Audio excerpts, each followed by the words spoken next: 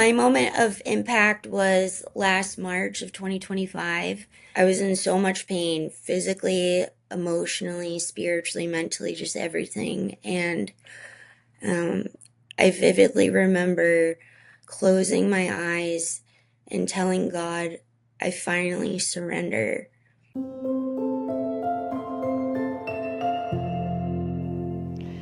Today's impactful guest opening up season 2 is the remarkable Erin M. Barlow. Erin is one of the strongest and most creative people I have ever met. Erin is a talented writer, actor, and a creative voice of her generation. She is also an aspiring documentarian, screenwriter, and actor. And she's figuring out how to juggle work and side hustles. Erin, as you will see, is chock full of badassery. Even as a young tween, she was the only girl on her Boston. You know, Boston's a big hockey town. She was the only girl on her hockey team, and she was the goalie. Welcome to the podcast, Erin M. Barlow. How are you? Thank you. I'm great, Katie. Thank you so much. It's a great day to do this because Boston has had a blizzard today, so I think it's a good sign. It's a good sign. All right, you're shifting the weather. I know. Starting off with the fun stuff. Starting off with the fun stuff. Okay, so Erin, what is your moment of impact? Um, my moment of impact was last March of 2025. I was at my dad's place in Maine and I was sitting on the deck watching the rain hit the lake. And it had been 8 years since my sister died, and I was battling some major health issues. I was in so much pain, physically, emotionally, spiritually, mentally, just everything. And um, I vividly remember closing my eyes and telling God, I finally surrender. And then I put pen to paper and I wrote to God and I told him, I completely give my life to you. Please take it all. Please take the pain, the heartbreak, everything. And this was a really big thing for me, but I told him, I said, I can't do this without you. And for so long, I was just white knuckling through so much of this. And when my sister died, I was actually the last one to be with her as she was being buried into the grave. And I remember feeling like I just went in there with her. Um, and after I wrote my letter, I could feel every fiber of my being lifted from the grave for the first time. And it was God's hand pulling me up.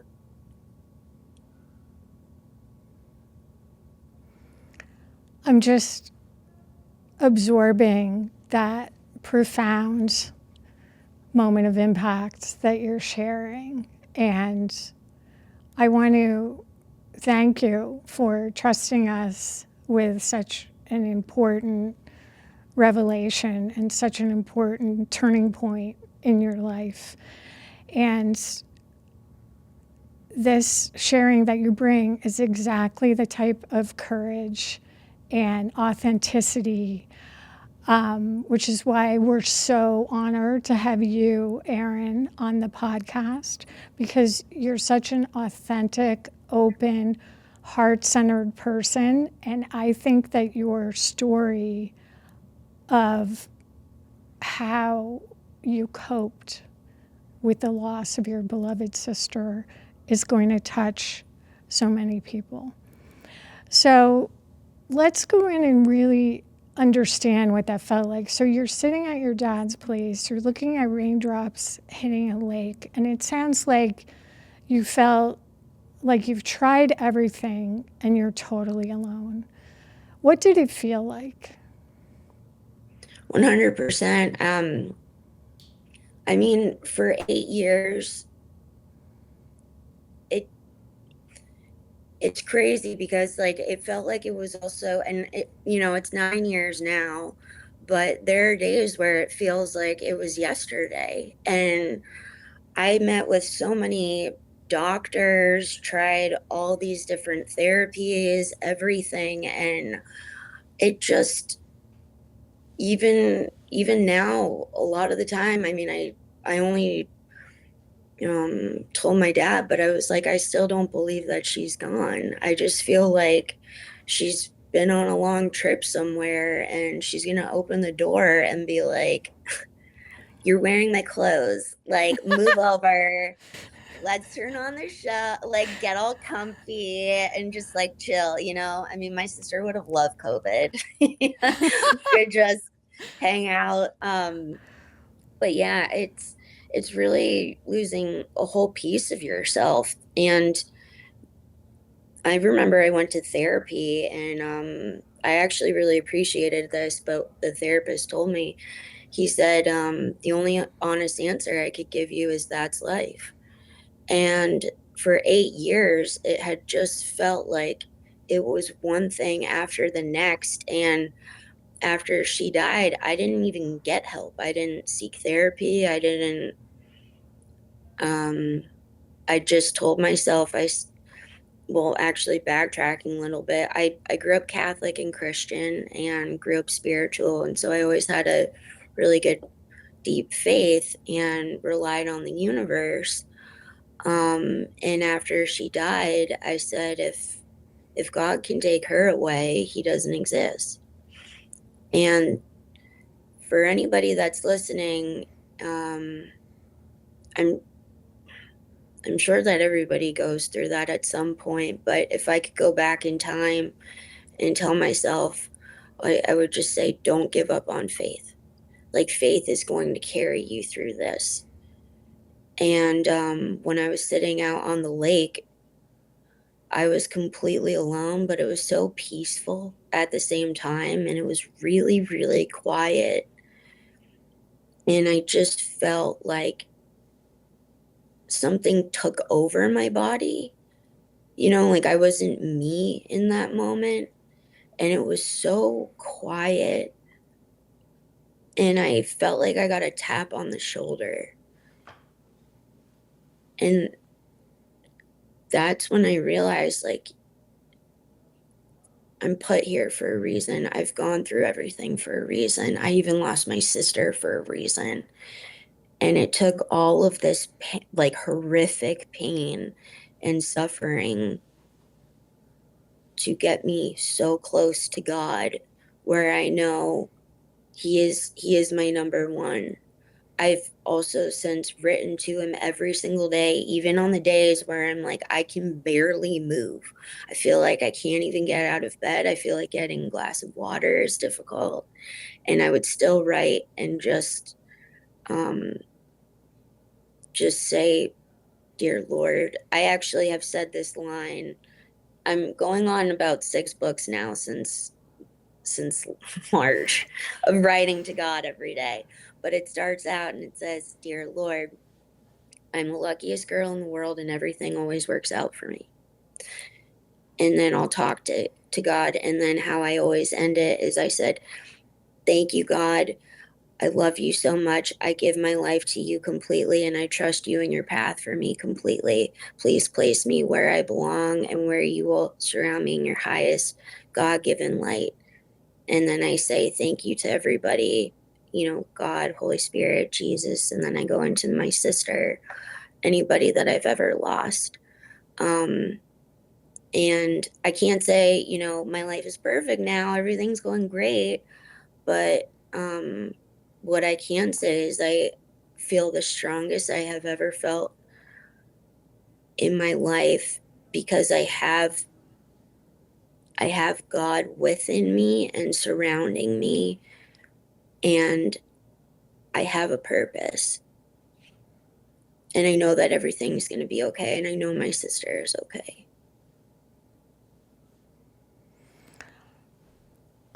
I'm getting this sense, like, I just feel like a connection to your sister right now, to Michelle. I actually have a picture of her. I'm not sure if it's gonna show up, but this is my sister. So fun. Look at the joy. I know this was her all the time. Like if we weren't fighting and stealing each other's clothes, we were like this. Yeah, Um, I yeah, feel her too yeah. here right now. So your story is so meaningful, and I'm so honored that you shared it with me and with our listeners. And I love how you talked about you experienced your connection to God as Him tapping you on the shoulder. That at first you felt alone, but you remarked on how serene the natural environment was that you were in, sitting by that lake. And then you felt Him tap you on the shoulder. And then you felt God's presence. And it brought you Yeah, a comfort that it sounds like that faith had provided you, but you had been unable to feel that comfort in the struggle of the grief, of the loss, and of the trauma. And you kind of, it sounds like you came home to yourself. absolutely. I mean, that's such a beautiful way of saying it, and that's exactly how I felt. I really felt like I was returning back to myself because when she died, I died. And I could never like access that person again. Yeah, And then that was like the first time where I was like, okay. And like my heart, I could feel it just getting bigger and like starting to heal itself also. And it's like I guess it's also the other end of it is that's life. It's I was so lucky to get that moment and to hear God that day, and it really took just being broken in every capacity to just be like I can't do this on my own anymore. And I did come home on a really deep soul level, and it really was God's hand pulling me out of the grave. I mean, I kind of joke about it now, thinking of if you've ever seen Kill Bill, yeah. that when she's Uma like Thurman. crawling out of the grave. Right, exactly. And then it's like her hand pops up. I'm like, that's me. But it really is. It was the most profound moment of my entire life, and I felt that no matter whatever happens to me in my life, I know I'm gonna experience loss again.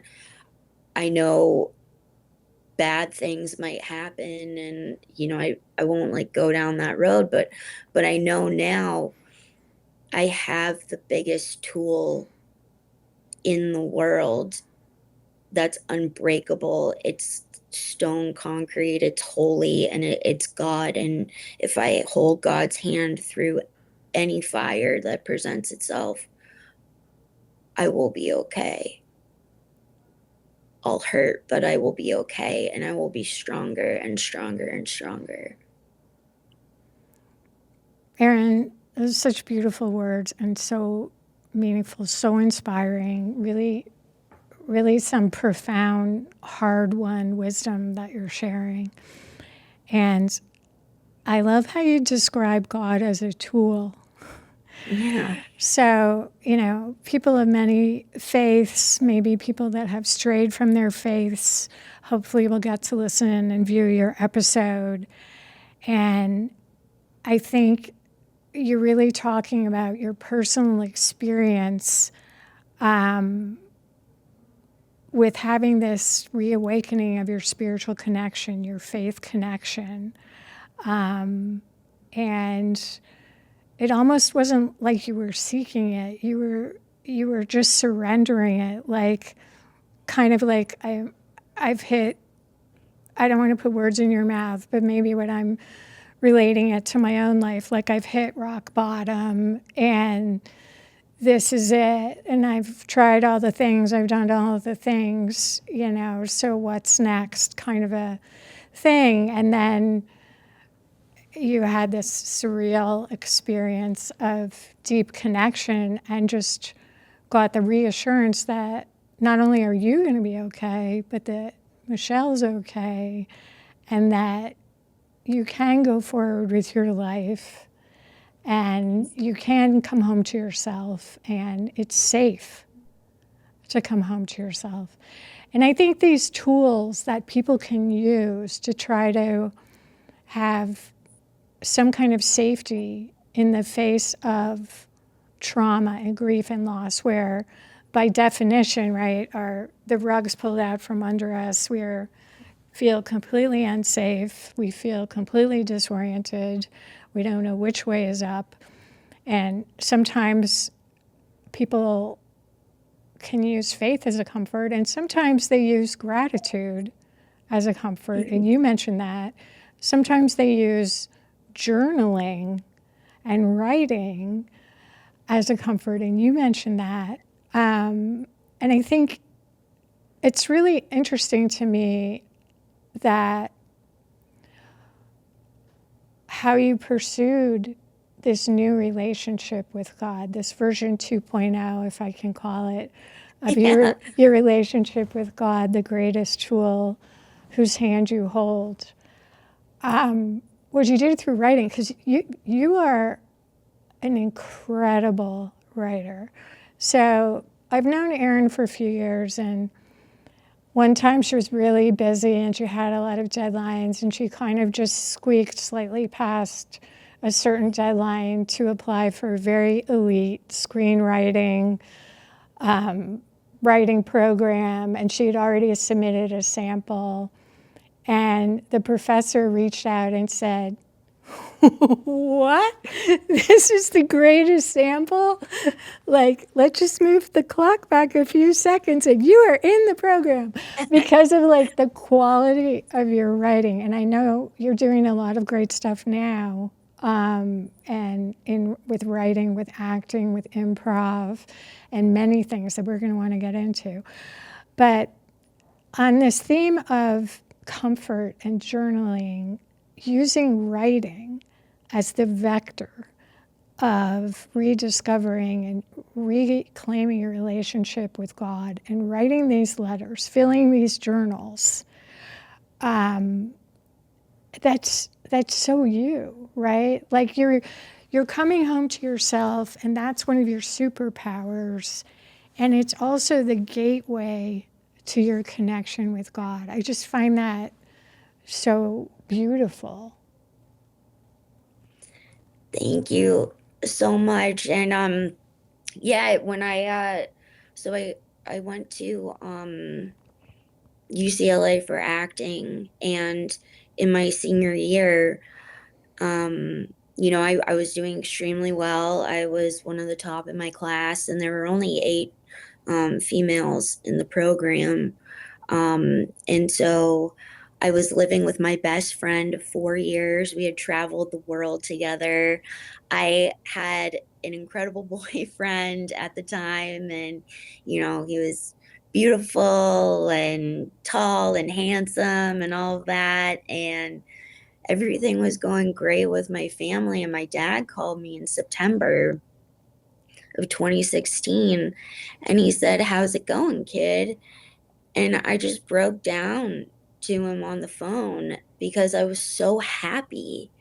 And it was something where I had never had all of these things together, like I grew up playing very elite ice hockey, but I didn't really have a lot of friends, because I was also just throwing myself into that. And I wasn't happy. There were a lot of things going on. And then when I was at UCLA, I built that for myself. Um, and I also wasn't supposed to get into the acting program because yeah, I mean I could tell that story if you'd like, but um yeah, I just started acting, got was fortunate enough to go to UCLA, and on that phone call I was just like, I feel like I have everything. Like I have everything I could have ever wanted, and it's finally all coming together. And I was 22 at the time. In November, I turned 23. And in December, then Michelle passed away. She was 24. And in 2 months, I lost everything. My best friend didn't go to the funeral, and I begged her. I begged her. I even like threw up. That's how much I was just like wailing on the phone. And I told her, I was like, I'll pay for everything. And I thought also, like, she was friends with her. She would have flown out anyway. And my boyfriend didn't come out.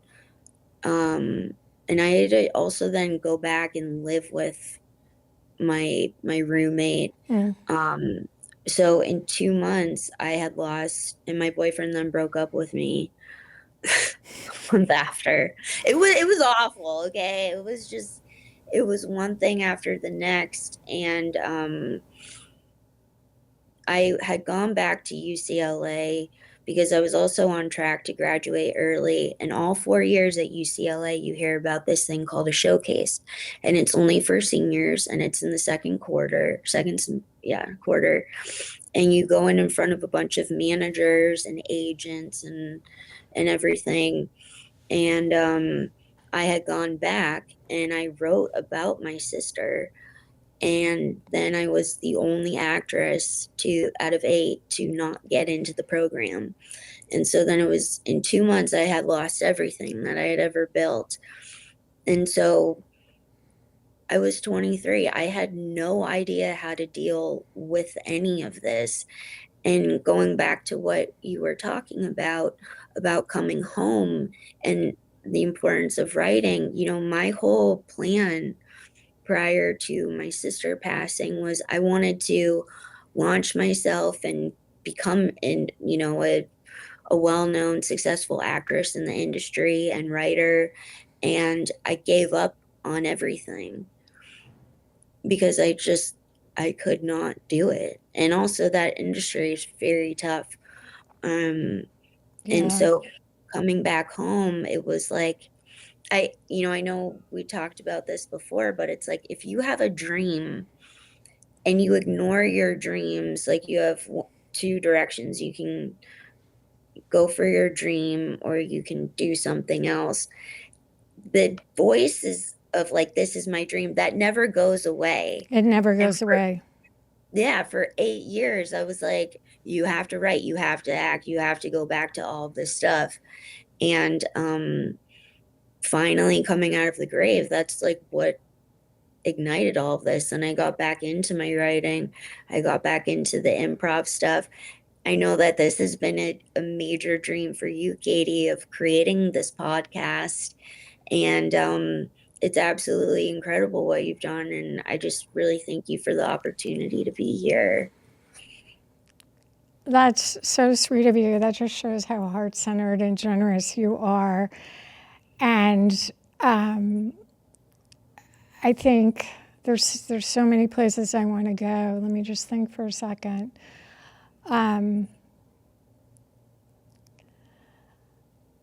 You know, when you talk about being alone and being 23, having just talked to your father and said, I'm at my peak. Yeah. I'm crushing it. And then in the space of like 8 weeks, everything's torn away. And then your support system, your best friend, your roommate, your boyfriend, they're unable to show up for you in the way that you need. And I think this happens a lot. I think that when people are confronted with loss that happens to someone, they really don't know how to show up. And sometimes their mechanism is to just like totally avoid it. Yeah. And so I think it's really important that you share what that felt like, right? You felt like you had no support from the people that were best prepared to support you. And you also said earlier, as a 23-year-old person, you didn't have the resources and you didn't know how to get the kind of help you would have wanted. So I do in a minute want to go to the other side of this and talk about how doing the things is therapeutic. But let's just, for those people that are listening, that are like, yeah, what did she do when she was 23 and didn't have the help? Like, what kind of support would you have liked to have? And what would you say to someone listening who went from their peak to their trough and something happened and now they just feel devastated and they're having trouble moving forward? What would you say to them? Yeah, I mean, for anybody who's going, who thinks that they're believes it too. Like I really believed I was at the top. I had everything and it fell through my fingers like quicksand and I couldn't also grab onto it. Like I couldn't change it. There was nothing that I could do to fix anything. And the worst part was is that like ev- aside from everybody else, like the worst was like there was nothing that I could do to fix what happened with Michelle, and like it was also so layered where how I felt was I I mean I did a play when I was in high school called Antigone, and they were pulling okay, that they were pulling people off the streets to audition. I auditioned and then one other person auditioned for Antigone and I happened to get the role. So it wasn't like a you know big accomplishment whatever, but I remember thinking like that I felt like I was in Antigone and I felt like I was in a play, and or even we would do so many Greek tragedies and Shakespearean work in college, and I felt like I was just watching a movie of myself. And the worst moments is when you're alone. Like I remember being at the wake and no one from California flew out, not one person. And it was also around Christmas. It was a couple days before Christmas. So even this year was like the first year that I could hear Christmas music, Mm. because before I was like, I can't do this.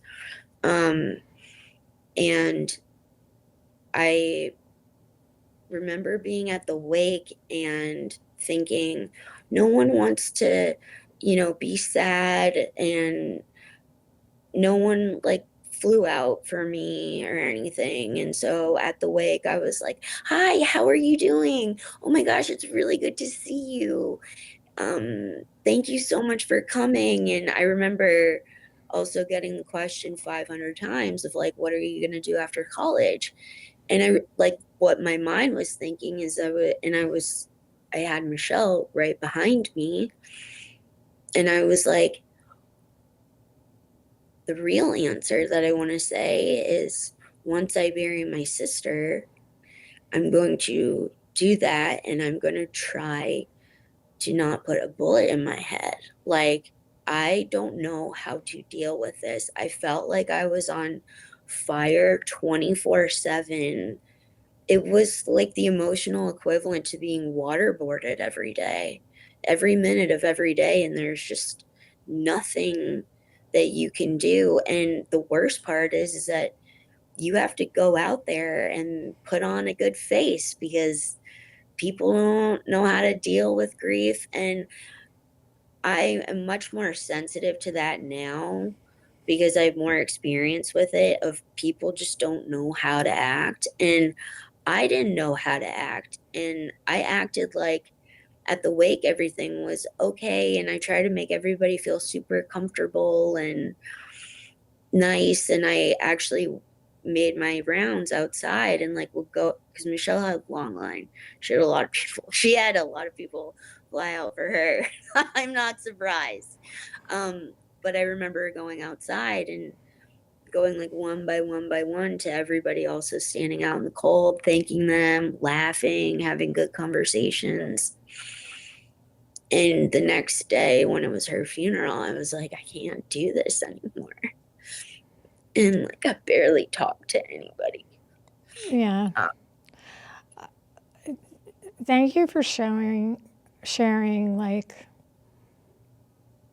the naked agony and hellscape that comes with this kind of a sudden loss that is such a shock, and it just creates a rip in the fabric of your life, a rip in the fabric of your being, and there's just a giant great gaping hole, and nobody can see it, right? And I'm just waiting for the point where technology gets to where we can walk around with little freeze frame remote controls. And when our reality really sucks, and yeah. we have a gaping cosmic hole that no one apparently can see. They just say, I like your outfit. And you're like, do you not see what just happened to me? You can just take this remote control thing and freeze time, like in the, My Favorite Martian 1970s era. And then you could just give yourself like 2 years to Yeah. recover, and then you can hit it again. And until we get to that, I don't know, because I think what people really want is they want you to witness it. They don't want you to pretend it didn't happen, right? They want to honor what you're experiencing, what the loss feels like to you. And we're just not socialized to do that. I think some cultures are better about sitting with grief. Like I like the Jewish culture. I like how they sit Shiva. Maybe I don't fully understand it, but at least there's like a week, from what I understand, a week of just sitting with the loss, Yeah. not trying to make meaning out of it, not trying to process it, not trying to button it up. Okay, done and dusted, like time to Yeah. move on, but just like sitting with it, I think would be so important. And, I've had some situations of loss, not in any way, shape, or form what you went through, not trying to create any kind of a parallel, which would not exist. But just as humans, we experience loss, right? We have that common element. And, when you were talking about it's maybe 8 or 9 years later and you feel like Michelle went on a vacation, like that's how I feel with my mother. So when I lost my mother, I am really lucky because I still have my father. My father's turning 95. So I'm Nice. incredibly lucky. But I lost my mother, and I talked to her every day, pretty much every day of my entire life. And she would always be super interested in the minutia of my life, which frankly is pretty boring. But like she would like listen to it, And then you know me pretty well. Anyone who knows me well knows that like I don't like to quickly explore a topic and then move on to the next one. Like Mhm. my bandwidth for topic is almost infinite. Yeah. And my mother was like the only person, everyone else in my life Yeah. is like, and that's what that topic deserves. And my mother was like, and let's look at this way. And I loved it. I was like grooving, vibing. I was like, let's Yeah. turn and look at the prism this way and that way. And oh, look what's over here. And so I lost the one person in my life that would kind of do that with me. And I don't want to be reductive. Like, that wasn't the only thing I valued about her. Obviously, she was my mother. Like, I'm not going to list all the things in this podcast, but she was so much more. But, Yeah. you know, I actually saw her pass, and it still wasn't real to me. I went home, and for a full month, I was waiting for the phone to ring because I was pretty sure she was going to call me. Because even though in her last month she had dementia, she knew how to call my number. She just That's didn't know what time it was. So yeah. sometimes it would be 3 in the morning or whatever, but she just was trying to make a connection, right? Because the part of her in the dementia, there's a part of you that's still you, okay? It's Mhm. just clouded. But she couldn't really carry on the conversation. So I'm pretty long-winded, as you can see. So I would just cover both sides of the Yeah. conversation. And she would and it means so much to me that even when she was defeated by dementia, she still figured out how to phone me even when she couldn't really talk to me. So I know what you're saying about like, you know, the unreality of it, if that's a word, that it seems like they're never really gone.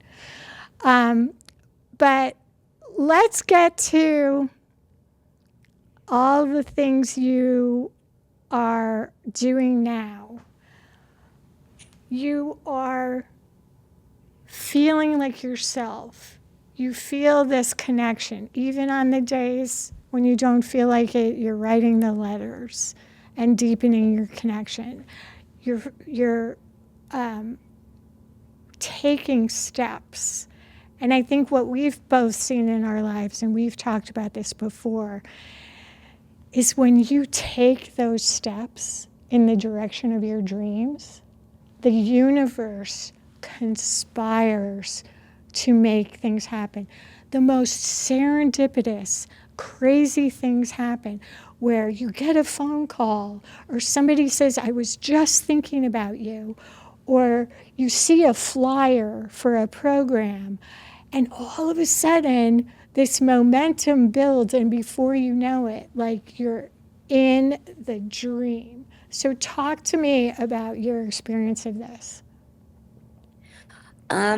So I actually have to thank my sister for this. And that is you are the only person in my life that I've never heard this before, where the universe conspires to make things happen.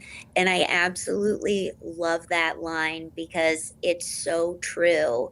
And after I wrote the letter to God, my sister, about a month later or so, on her own, tells me that she has signed me up for improv classes that is walking distance, 15 minutes walking distance from where I live in the North End.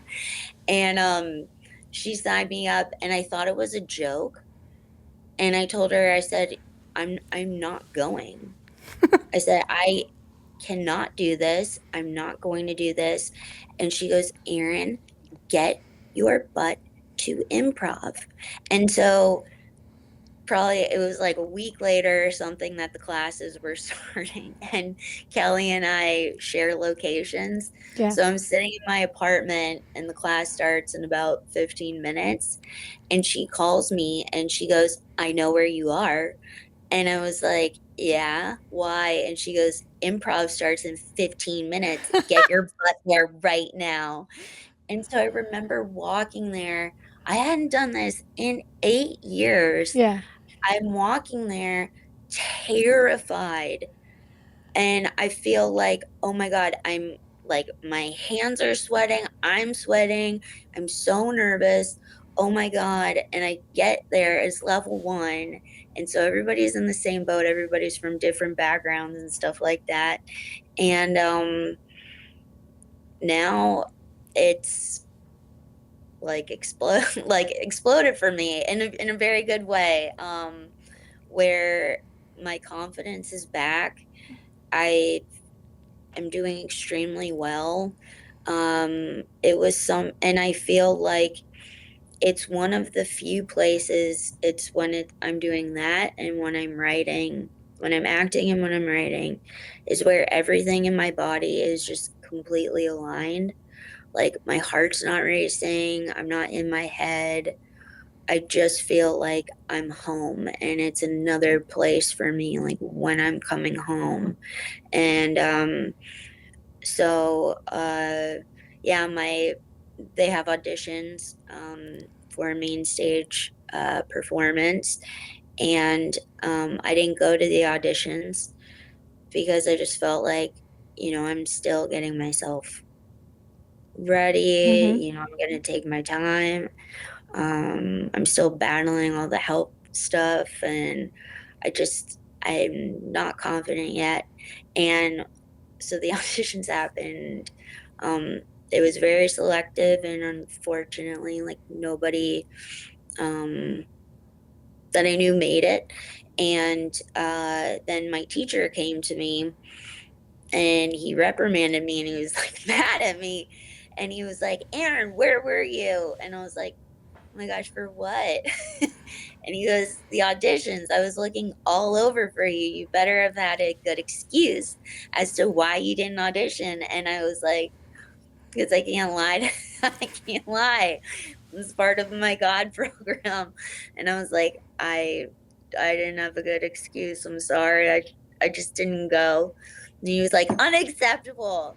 Um, and so he was like, you better get your butt to the auditions next time. But what I've also gotten really excellent feedback from people and people in my class. Um, One of my friends told me, he was like, you have to keep coming to these because I missed some. Um, and he was like, why aren't you coming to these classes? Like, you have to understand, you make us better. And for the record, like, I know what I'm good at and I know what I'm not. And I'm pretty, like, diplomatic about that. But I, I know that this is something that I can really do. And this is something that I was born to do, and God gave me this gift. That's why I was able to get into UCLA. That's why, I worked at the best talent agency in the world. Everything that I've done creatively has always been really successful. It's just I need to take myself over the finish line. Like I get so close, and then I just have gotten really scared or psyched myself out or told myself I wasn't good enough. And then there's a stand-up comedy, um, an improv comedy group where you put your name in the bowl and then you have to go up on stage. And so I went to one of the shows with one of my friends and I told him, I was like, oh, I'm just going to watch. Like, I'm not going to go up there. And he said, I'm putting your name in the bowl. I'm putting your name in the bowl. You're not getting away from this. And so it's like, oh my God. So they would call these names. And then finally my name went up and I was like, oh my God. And it was in front of like 75 people. And I just Wow. did so what? And he told me, he said, you killed it. Yeah. I mean, you are the most creative person I know. You are just a powerhouse. I mean, people can just see the metaphors in this conversation that you use, the imagery. Like, you just are a born writer, screenwriter, actor. You're so talented. And I'm so excited I hope I get invited to watch you on the red carpet someday, You'll be my because date. I'm going to go home and plan what I'm going to wear after this episode. We have to give a shout out to your sister Kelly for signing you up for that improv. And Kelly, check the calendar for when the main stage auditions are, because we're counting on you to text Erin. I know. I'm not getting away from this. You're not getting away from this. And it's such a joy to see you exploring your many talents. And I know documentary is a love of yours. I know you have taken some higher education at UCLA in documentary production. And so tell us what attracts you to documentary. Um, I've always loved documentaries, and I also, for the viewers and listeners, I have to thank Katy tremendously, because Katy has been an unbelievable help. And Katy, like, you've helped me so much, truly, not only in the documentary space, but in professional work and personal work. Like, really, thank you so much, Katy. Um, I try to channel Katy's powerhouseness and um, you know, succeed out there. But yeah, with documentaries, I've just always loved them because they're real, you know. You're talking to real people. It's actually very similar to what you do, Katy, with the podcast. You know, it's real stories, real people. Yeah.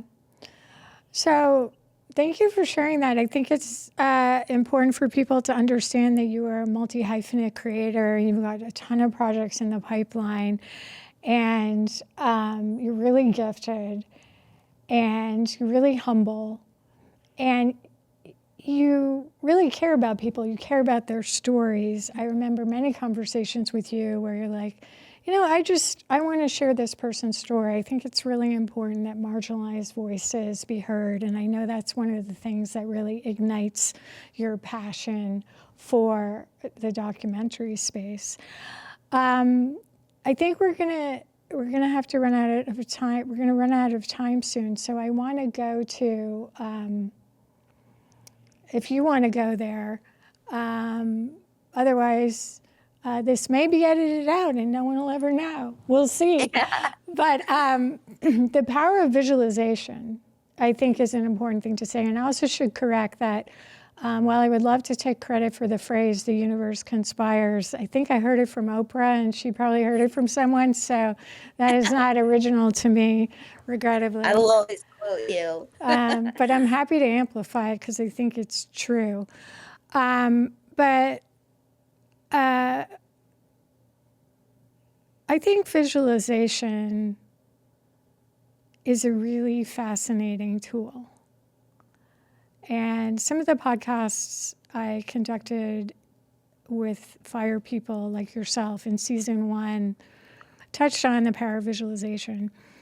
So I thought we'd just spend a second on it. So one time I was exploring different coaching modalities, and I called Erin up and I was like, hey, you want to be a guinea pig? Because I got to practice these coaching modalities because I'm trained in like a gazillion. And so she's always game. She's always up for it. And so we did this visualization, and I think we both automatically had the exact same vision. And so I think it's true. I actually think we had a peek into your destiny. But I'll turn it over to you. What do you remember from that experience? Well, first, I just have to commend Katy for that experience, because it takes a lot of trust to, I think, even access something like that. And I trust Katy so much. So it was really an honor to be able to do that with Katy. And I just remember there being so much light too. I guess it was similar to my moment of impact, but it was, I'm I'm also a firm believer in visualization, and we actually used to do a lot of it in college. Um, but I felt like I could access for the both of us just this power that was inside waiting to come out and to be accessed. And what I've at least experienced, Katie, I'm sure I would love to hear your thoughts too on this, is that never goes away. And so that moment of the visualization, it was like we could see for the both of us what destiny was calling us to do. It's like it's there, and then we just have to access it. Yeah. What destiny is calling us to do. Very poetic, very true. In fact, I just yesterday finished writing my second Substack. So I guess I am taking a moment of self-promotion. But the point of the Substack was, it is called Claiming a Dream Deferred. And it is about how it took me about 10 years to launch this podcast. And I view this podcast as an online television show. That's how I think about it. And in the Substack, I talk about how the dream was born in August of 1980 when I showed up at Duke, and Ted Turner and CNN had donated an entire studio worth of equipment to Duke University to create a student-run television show called Cable 13. And so a lot of my best friends, I got to create these shows with them. And then anytime anyone came to Duke, we got to interview them. I interviewed Ralph Lauren. I interviewed G. Gordon Liddy of Watergate. I interviewed Princess Grace Kelly of Rear Window. I was an anchor in a nightly news show, and so on and so forth. And so it's not to say that the chapters that I had in between that dream and the podcast as version 2 of that dream, it's not to say that they weren't valuable, because every experience in my life I view as valuable because it got me where I am. And we can't question faith, we can't question God or the universe or whatever your spiritual dimension is. You just have to kind of accept it and roll with it. And what really helped me to get going on this podcast was to create the identity before I started that I'm a successful creator and host of a podcast. So please subscribe, people, because the metrics aren't there yet. But, like, do you know what I'm saying? They will be with Erin's episode. But, like, do you know what I mean? Like, before I even, like, read 101 on podcasts, I was like, I'm going to kill it. I'm going to crush it. I'm going to grow and develop. And I may be, like, clay material, but I'm going to shape myself into a total badass podcaster, right? Because I believe in the project, because I want to highlight top global voices talking about impact, like yourself, the creative, multi-hyphenate powerhouse that you are. You worked at William Morris Endeavor as a young person. You were international film and distribution. They grabbed you, they saw your raw talent, they sent you to Berlin to negotiate deals on behalf of WME. You were like, what, maybe like 25, 26. You sold waterfront real estate in Boston 1 year out of college. Like, you are a total powerhouse. So everyone should check out your bio, and soon we'll be following you in a lot of productions. But yeah, I just wanted to say that I am a living example of what you're saying, that the dream never goes away. So I think you said many times in this episode, if anyone listening has a dream and you're kind of doubting it, or you're shirking from it, or you're saying, maybe later, girl, Yeah. maybe later, guy, maybe later, they, that dream is never going to leave you because It's true. it's in your nature, it's in your destiny, it's in your dharma, it's in your karma, it's in your essence. You are your dream, and your dream is there for a reason. The expression of your dream is going to benefit other people, and that's why I'm so honored that you were willing to honor your sister Michelle, who is a beautiful, joyful, beloved young person who brought so much richness and joy to your life. And you were willing to share like what the struggle of losing her was really like in a very raw way. And I think, you know, the reality of life is if we love, we lose. But we have to be willing to love. We can't run away from love because we might have loss. We might have grief. Things may not work out the way we want. We still need to love. We still need to connect. We still need to be brave. So thank you so much, Erin M. Barlow, for sharing this. And I'd like you to close on what gives you hope. That's hard to follow, Katy. You just boom. Oh my goodness. Okay. I'm sorry. What was the question? Yeah. So what gives you hope? What gives me hope?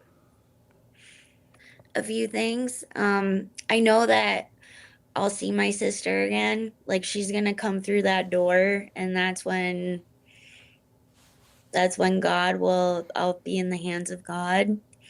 So that's happening. Um, our life continues on, and really what gives me hope are the people that I love. And I live for them, I live for myself. And God, I didn't really talk about this, but also when I wrote that letter to God, I know that God also put these gifts within me, just like He did with you. And it's a way to honor God and yourself by carrying out the gifts He bestowed in you. And from that, I have so much hope that I'm like, okay, the best years of my life are ahead of me. They're not behind me. They're ahead of me. And all of these things are happening for a reason. I mean, even being invited to do your podcast, Katy, this has been one of the greatest honors. And to be able to work with you, even in general, separately, you've changed so many people's lives. You've changed my life. And to be able to do this and hopefully help somebody struggling, I know what that's like. I know you know what that's like. And just like what you said, we have to keep loving, even when it's terrifying. And the greater the loss, that shows how much you love the person. Mm-hmm. Amen to that. Beautifully, beautifully stated. I'm with you. And I just want to close on you've enriched my life so much. I find you so inspiring. I love listening to you. I could listen to you read a phone book and I would find it so entertaining. I think you have a phenomenal gift with words. You understand the human experience. You understand the highs, the lows, and everything in between. You're not afraid of the darkness. You bring the light, and you're a beautiful, impactful warrior. And keep going, and I know you will, because that's what this episode was about. The importance of keep going, stepping into the gifts you've been bestowed, and letting your light shine. Thank you, Erin Barlow. Thank you so much, Katy. This is such a great honor. You're so talented as well, and I'm really happy. I hope we can be at each other's side as we go through and make our dreams a reality. And I will follow your lead. Thank you so much. Thank you.